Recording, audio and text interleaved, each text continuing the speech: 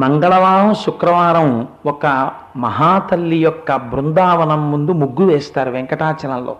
స్త్రీలు అందరూ వెళ్ళి ఏ మహాతల్లి పేరు చెప్తే వెంకటేశ్వర స్వామి పరవశించిపోతాడో, ఇలా చెవి ఒగ్గి వింటాడో అటువంటి తల్లి గురించి మీకు విజ్ఞాపన చేస్తాను. ఇవాళ మంగళవారం కనుక పొద్దున్న మనం ఆ పద్మాలతో ఆరాధన చేశాం. సాయంకాలం ఆ తల్లి గురించి వింటే మన జన్మలు పునీతములైపోతాయి.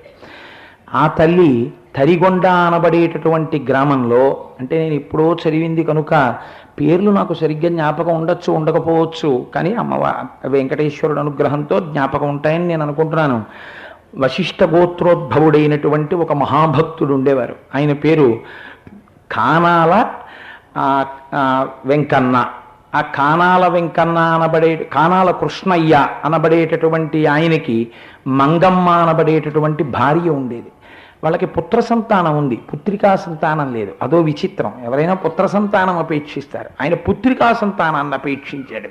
ఎందుకంటే కన్యాదానం చేసి అదృష్టాన్ని పొందాలని. ఆడపిల్ల తక్కువది కాదండి. రామాయణం బాలకాండ చదివితే ఆడపిల్లని కన్నవాడు ఎంత తలెత్తి నిలబడతాడో మీరు చూస్తారు. ఇయం సీత మమ సుత సహధర్మచరీతవా ప్రతీచ్ఛ చైనాం భద్రంతే పాణిం గృహ్ణీష్వ పాణినా. నువ్వు ఎంత రామచంద్రమూర్తివైనా కావచ్చు, ఏదో కోదండం పట్టుకున్నట్టు పట్టుకుంటానంటే మా అమ్మాయి చేయి కుదరదు, జాగ్రత్తగా రాశి పట్టుకో అన్నాడు వాల్మీకి. అన్నాడు జనక మహారాజు గారు, మమసుత నా కూతురయా గర్వంగా చెప్పుకున్నాడు. ఆడపిల్లన కన్నా తండ్రి పొంగిపోవాలి, అంతటి భాగ్యం వచ్చిందని. మగపిల్లవాడే ఉందండి, ఒక వంశాన్ని ఉద్ధరిస్తాడు, ఆడపిల్ల 2 వంశాలు ఉద్ధరిస్తుంది. అటు వంశాన్ని ఇటు వంశాన్ని కూడా ఉద్ధరించగలిగినటువంటి శక్తి ఈ బ్రహ్మాండమునందు ఆడపిల్లకు ఒక్కదానికే ఉంది. మగవాడికి లేదు ఆ శక్తి. ఎక్కడ పుట్టాడో ఆ గోత్రాన్ని ఆ వంశాన్నే ఉద్ధరించగలడు. అంటే నాకు ఇప్పటికే కొంచెం స్త్రీపక్షపాతి ఉపన్యాసం అయ్యిందని పేరు. అలా నేనేం ఉండదు. నేను ఏదో ధార్మికమైన విషయం ఏది ఉంటే చెప్తాను. ఎప్పుడైనా అది తప్పు అయితే మన వారణాసి క్షేత్రం గురించి చెప్తూ నేను విమర్శ చేశాను. అందుకని నన్ను అలా మళ్ళీ బ్రాండ్ చేయకండి దయచేసి. ఆయన ఆ కృష్ణయ్య పుత్రికా సంతానమును అపేక్షించి వెంకటాచల క్షేత్రానికి చేరి వెంకటేశ్వరుణ్ణి సేవించాడు. సేవిస్తే స్వామి అనుగ్రహం కలిగింది. అనుగ్రహం కలిగి ఆయనకు ఒక కుమార్తె జన్మించింది. ఆవిడికి వెంగమాంబ లేదా వెంకమ్మ అని పేరు పెట్టుకున్నారు. నిన్నటి రోజు అందుకే తరిగొండ వెంగమాంబ గారి ముగ్గు మహాభక్తురాలు 1,00,000 తులసి పూజలు కొన్ని వేలు చేసి, 1,00,000 బిల్వార్చనలు కొన్ని వేలు చేసి, ఏ తల్లి అపారమైన పుణ్యరాశి మూట కట్టుకుందో ఆ వెంకాయమ్మ గారి దంపతుల్ని చూస్తే నాకు నిజంగా పరవశం. ఆ వెంకాయమ్మ గారితో ముగ్గు వేయించాను నిన్న రాత్రి. అందుచేత వెంకమ్మ అని పేరు పెట్టారు ఆవిడకి. ఆ వెంకమ్మ గారు చిన్నతనం నుంచి ఆవిడ ఎప్పుడు భావ సమాధిలో ఉండేది వెంకటేశ్వరుడు గురించి. తల్లిదండ్రులు పలకరిస్తే అమ్మ నీకు పెళ్లి చేసేస్తాం అంటే, నాకు పెళ్ళి ఏమిటమ్మా, నా భర్త వెంకటేశ్వరుడు, నాకు ఎప్పుడో పెళ్ళి అయిపోయింది అనేది ఆవిడ. ఈవిడ నిరంతరం భావ సమాధిలో ఉంటోందని, ఆవిడికి వివాహం చేసినట్టయితే కొంచెం బాహ్య స్మృతిని పొందుతుందని తల్లిదండ్రులు వెంకటాచలపతి అని పేరు కలిగినటువంటి ఒక వ్యక్తిని తీసుకొచ్చి వివాహం చేశారు. కానీ అసలు వారి మధ్య వైవాహిక జీవితం ప్రారంభం కాకముందే ఆ భర్త శరీరాన్ని విడిచిపెట్టేశాడు. కానీ వెంగమాంబ గారు ఆవిడ్ని అప్పటికి వెంకమ్మ వెంకమ్మ అనేవారు. వెంకమ్మ గారికి నేను వెంకటేశ్వరుడి భార్యని, నా 5వ తనానికి లోటు లేదు అని ఆవిడ సువాసిని చిహ్నములను విడిచిపెట్టలేదు. అందరూ సువాసినిలాగే ఆవిడ బొట్టు పెట్టుకుని, కాటుక పెట్టుకుని, గాజులు వేసుకుని మంగళసూత్రాలతో ఉండేది. ఆవిడ ప్రతిరోజు నృసింహోపాసనం చేసింది. అది ఆశ్చర్యం. తరిగొండలో నృసింహస్వామి దేవస్థానం, అందులో హనుమ యొక్క మూర్తి ఉన్నాయి. ఆ నృసింహస్వామి ఆరాధన చేసి ఉపాసన చేసింది ఆవిడ. చేస్తే కొంతమంది సంప్రదాయవాదులకి ఇది కిట్టలేదు, కారణజన్ముల్ని గుర్తించలేరు, చాలా సంకుచితమైనటువంటి సంప్రదాయ చట్రములయందు ఇరికించే ప్రయత్నం చేసి భంగపడిపోతూ ఉంటారు. వెంకమ్మ గారి జీవితం కూడా అంతే. కనుక ఈవిడ సువాసిని చిహ్నములతో ఉండడం ఏమిటి అని కొంతమంది ఆవిడ్ని విమర్శ చేసేవారు. ఒకసారి ఆ ఊరికి పుష్పగిరి పీఠాధిపతులు వచ్చారు. పుష్పగిరి పీఠాధిపతులు వస్తే ఈవిడిలా సంప్రదాయ చిహ్నాలతో ఉంటోంది అంటే ఆవిడ్ని పిలిపించారు పీఠాధిపతులు. ఆవిడ చాలా సశాస్త్రీయంగా పళ్ళు పువ్వులు అన్నీ పట్టుకుని పీఠాధిపతుల దర్శనానికి వెళ్ళింది. ఏమమ్మా, నిన్ను చూస్తే ఇంత సంప్రదాయం తెలుసున్న దానిలో ఉన్నావు, నువ్వు విధవవయ్యుండి నువ్వు ఇలా సువాసిని చిహ్నములను ధరించవచ్చా అని అడిగారు. అయితే ఆవిడంది, నేను మొట్టమొదటి నుంచి చెప్తున్నాను, నేను వెంకటేశ్వరుడి పత్నిని, కనుక నా 5వ తనానికి లోటు లేదు. అంటే పుష్పగిరి పీఠాధిపతులు అన్నారు, ఇన్ని చెప్తున్నావు కదా, పీఠాధిపతుల సమక్షానికి వచ్చినప్పుడు నమస్కరించాలని తెలియదా అన్నారు. అంటే నాకు ఆ విషయం తెలియక నేను నమస్కరించకుండా ఉండలేదు, మీరు ఒక్కసారి సింహాసనం మించి లేవండి నమస్కరిస్తానంది. పుష్పగిరి పీఠాధిపతులు తాను కూర్చున్నటువంటి ఆసనం మించి లేచారు. ఆవిడ ఆ ఆసనానికి నమస్కరించారు. నమస్కరించిన ఉత్తర క్షణంలో పీఠాధిపతులు కూర్చున్న ఆసనం కాలిపోయింది. దాని మీద కూర్చునుండగా మీకు ఈ ప్రమాదం వస్తుందని లెమ్మని నమస్కారం చేశానండి. అది వెంకమ్మ గారి శక్తి అండి. అప్పుడు పీఠాధిపతులు ఆవిడ గురించి ఒక మాట అన్నారు, అందరినీ చూసినట్టు కారణజన్ములను చూడకండి, ఈవిడ మహాయోగిని, ఆవిడ జోలికి వెళ్ళకండి, ఆవిడ ఎలా ప్రవర్తిస్తే అలా ప్రవర్తించనీయండి అని చెప్పి వెళ్ళిపోయారు.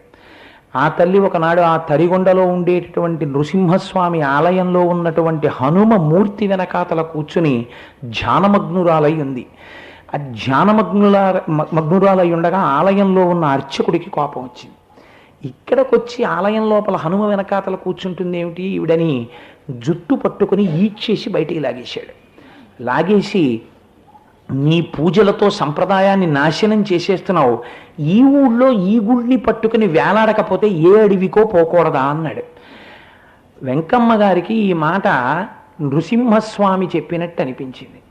నిజమే, నేను అడవుల పట్టి వెళ్ళిపోతానని ఆ తల్లి ఉత్తర క్షణం బయలుదేరిపోయారు. ఆవిడ భక్తిని తెలుసుకున్నవారు మాత్రం ఆవిడ్ని వెంకమ్మ గారని పిలిచేవారు కాదు, వెంగమాంబ గారని పిలిచేవారు. ఆ తల్లి అరణ్యంలో వెడుతున్నప్పుడు ప్రమాదం వచ్చింది ఆవిడకి. ప్రమాదం వస్తే స్వామి హనుమ వచ్చి ఆవిడ్ని రక్షించారు. ఆవిడ వెంకటాచలం చేరారు. వెంకటాచలం చేరినప్పుడు ఆవిడకి ఆవాసం లేదు. రోజు స్వామివారి దర్శనం చేసుకొని పరమ సంతోషంగా ఆవిడ అక్కడ దొరికినటువంటి ప్రసాదం తిని మంటపాల్లో నిద్రపోతుండేవారు. ఆవిడ ఒకనాడు శ్రీనివాసుణ్ణి ప్రార్థించారు, ఈశ్వర నాకు ఈ వెంకటాచలంలో ఉండిపోవాలనుంది, నాకు ఆవాసం కల్పించమని.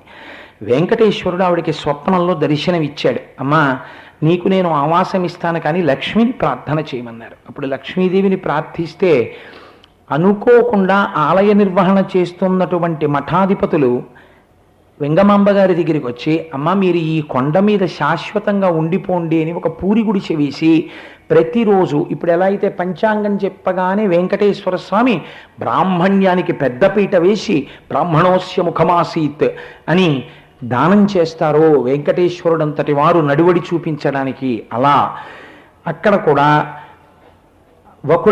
వకుళమాత అని యశోదాదేవి వకుళమాతగా ఉంటుంది వెంకటాచలంలో. ఆ వకుళమాత పేరు మీద ప్రతిరోజు ఆవిడికి బియ్యం పంపేవారు, అది వండుకు తింటుండేవారు.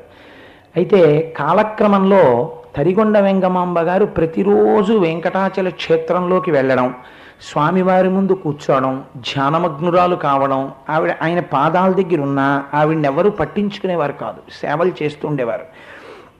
నేను ఆవిడ గురించి పూర్తిగా చెప్పడం అంటే ఒక్క రోజులో జరిగే విషయం కాదు, కానీ క్లుప్తంగా విజ్ఞాపన చేస్తానంతే.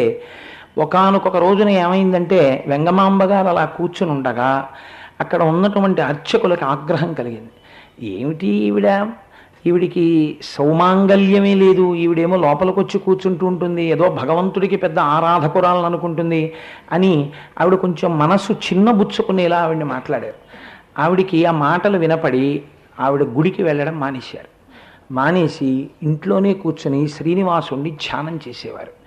బ్రహ్మోత్సవాలు వచ్చి ఆఖరి రోజున స్వామివారి కొయ్య తేరంటారు, పెద్ద రథం. ఆ రథం ఊరిరగింపుగా వెడుతోంది. ఈలోగా తాళ్లపాక వారి వంశీయులు తాము ఉంటున్న ఇంటి పక్కన వెంగమాంబ గారికి ఒక చిన్న వాటా ఇచ్చారు అందులో ఉండమని.